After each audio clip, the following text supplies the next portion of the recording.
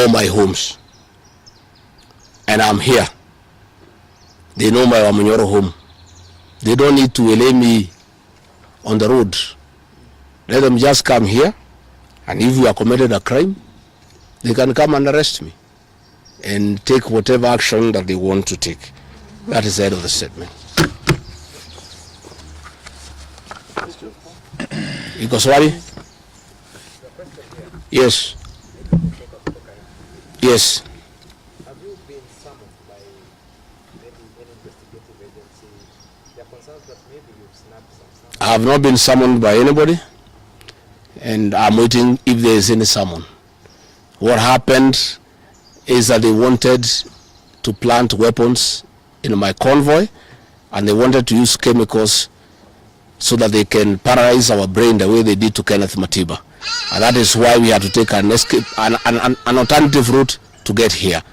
I would have wished they came here instead of wailing us on the road and using those dreaded criminals who are responsible for abductions and extrajudicial killings. And that squad works under the Director General of the National Intelligence Service. It's 101 officers who are recruited from the administration police, and they have been given special training by the National Intelligence Service, and they are responsible for the abductions and extrajudicial killings.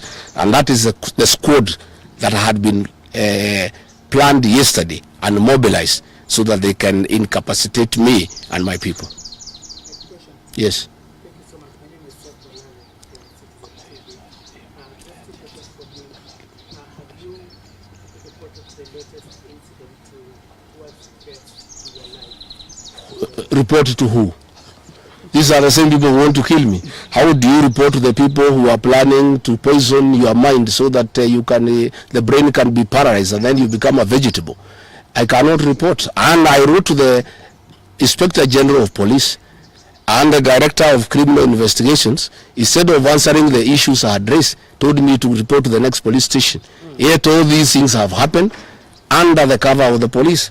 So it is useless to go and report to the police. That is why I'm talking to the people of Kenya, so that if anything happens to me, President William Ruto must be held accountable. And I want to say, when they hounded me out of office, I pleaded with my supporters to stay calm and express their displeasure by singing.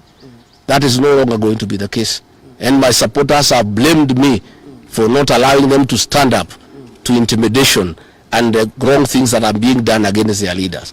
Therefore, our supporters are on high alert, and they will be part of the leadership and ourselves who will be resisting impunity and intimidation by William Ruto and the government. Oh, yes. You've been on record in church in Gachagua yesterday saying you are misquoted. But in that particular show, you also had stating that should the elections be rigged in 2027, then it's going to be worse than how it was. I didn't say I was misquoted. I said the interpretation is wrong. People are not interpreting what I said correctly. Mine is a cautionary statement. And history is very important. During the finance bill of 2024, I did caution President William Ruto and the cabinet that it will bring problems because I listened to the people of Kenya. When a member of parliament from Rift Valley says that even if the votes are not enough, they will know how to manufacture them. When another leader from Rift Valley say they can rule for 24 years. These are the things that have put the people of Kenya on notice, and people are speaking. And as a responsible leader, I must caution IBC that the people of Kenya are saying, please don't try. And we are saying we must draw parallels from history.